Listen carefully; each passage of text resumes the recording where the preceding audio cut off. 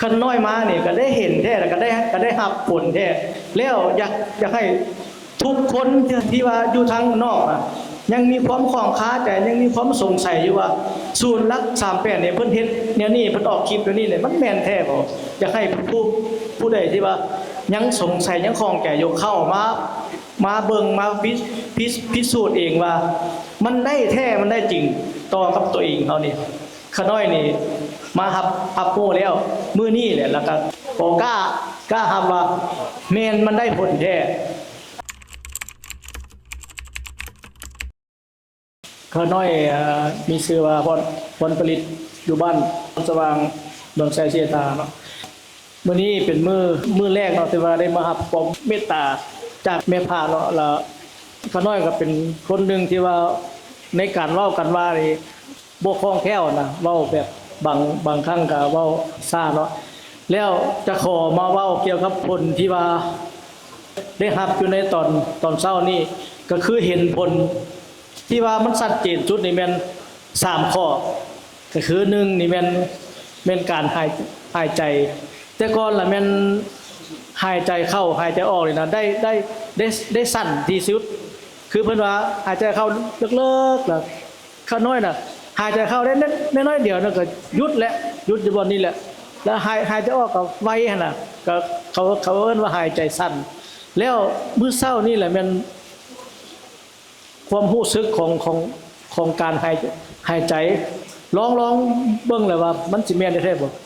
ก็เห็นหลายท่านออกสื่อออกคลิปผ่านมาแล้วก็ได้ไปนั่งฟังถึงว่าเพิ่นเว้าความรู้สึกนี่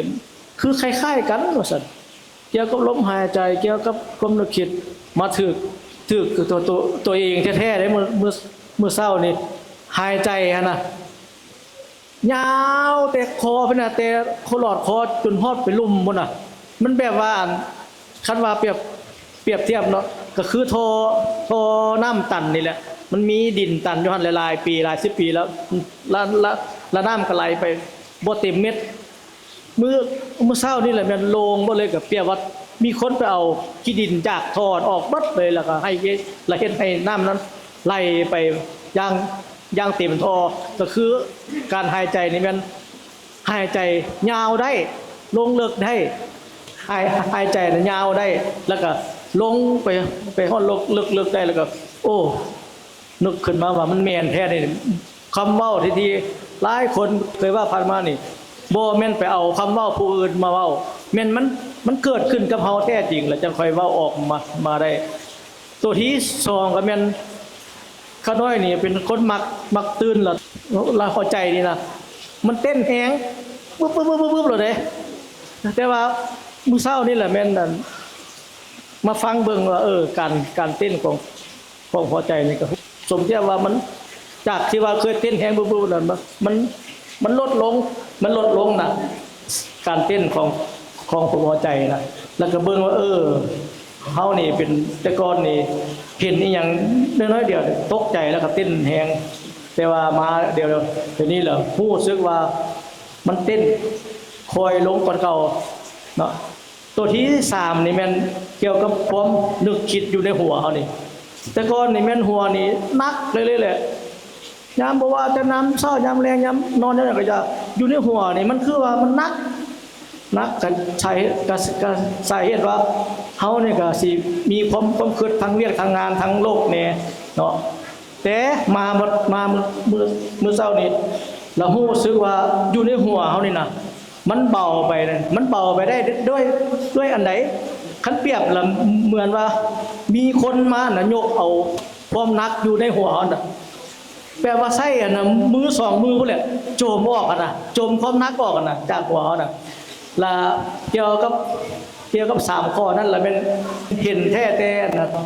ตอนเช้าพุ่นแหละครับบ่เว้าเด้อ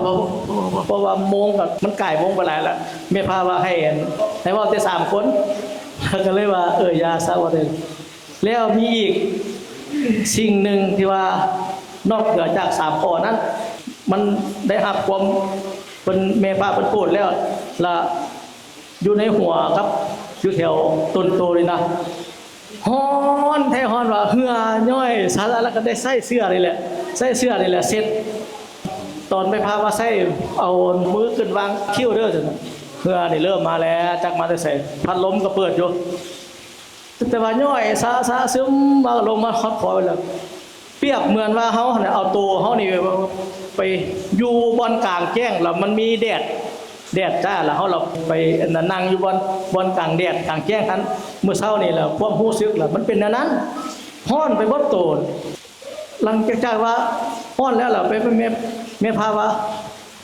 เพิ่นเปลี่ยนเนาะเปลี่ยนจากเอามือใส่วางกิ้วมาใส่วางเอิ้กพอดีก็มาใส่ดนเติบห่วยว่ามันคือเปลี่ยนว่าอันฮ้อนนี่มันคือบ่ฮ้อนอันเหือนี่มันไปใส่เบิดเลยบ่มีเหือแล้วก็บ่มีฮ้อนแล้วอยู่บนหลอดคอหลอดลมเฮานี่น่ะเย็นเนาะแท้ว่าเด้เย็นนี่มันมีไหลเย็นเนาะเย็นแบบลมพัดหรือเย็นแบบแต่ว่าอยู่ในหลอดลมเนี่ยมันแบบเหมือนว่าเอาน้ำก้อนเป็นก้อนละปอนลงไปแล้วมันค่อยไหลไปมันเย็นแนวนั้นเจ้าขน้อยล่ะมีอีกอันนึงตอนไปหาเข้าสวยมาครับสวยมาแล้วนอนวันนี้น่ะนอนหั่นน่ะความรู้สึกของร่างกายน่ะรู้สึกว่าอ่อนเพลียหลายแบบคนไปเฮ็ดนาเฮ็ดไร่มา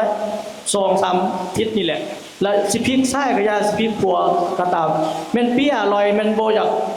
ลุกขนาดมีแต่อยากนอนเลยแบบร่างกายเฮาอ่อนแอนั่นน่ะโดย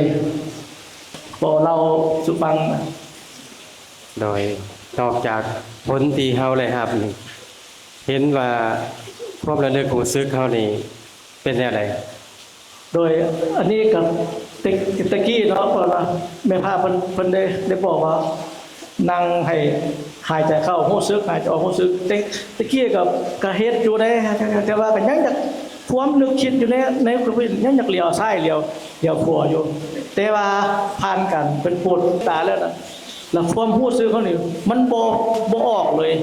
บ่ออกไปจากความคิดเขาเลยเฮารู้สึกหายใจเข้านี่ก็รู้สึกหายใจออกนี่ก็รู้สึกแล้วเฮามาเบิ่งเฮาเองว่ามื้อนี้เนี่ยเฮามีความรู้สึกนี่มีความรู้สึกนี่สูงขึ้นนึกคิดอยู่น้ำใจเฮาเองอยู่น้ำแนวคิดแล้วหายใจเข้านี่ก็รู้สึกหายใจออกนี่ก็รู้สึก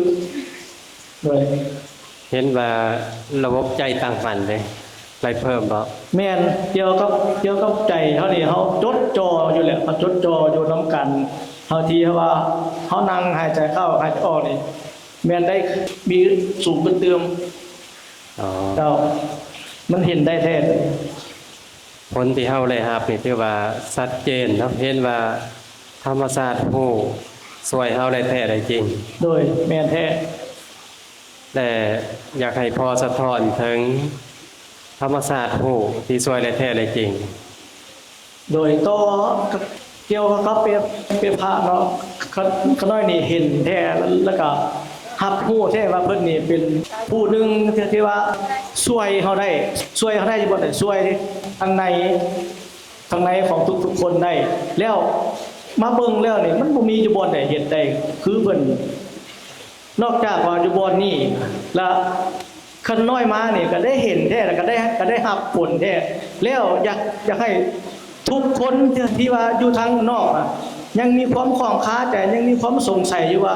ศูนย์รัก38เนี่ยเพิ่นเฮ็ดแนวนี้เพิ่นออกคลิปแนวนี้เนี่ยมันแม่นแท้บ่อยากให้ผู้ใดที่ว่ายังสงสัยยังข้องแก่อยู่เข้ามาเบิ่งมาพิสูจน์เองว่ามันได้แท้มันได้จริงต่อกับตัวเองเฮานี่ขน้อยนี่มารับโหแล้วมื้อนี้แหละแล้วก็บ่กล้ารับว่าแม่นมันได้ผลแท้เจ้ามื้อนี้นี่แม่นมื้อวันที่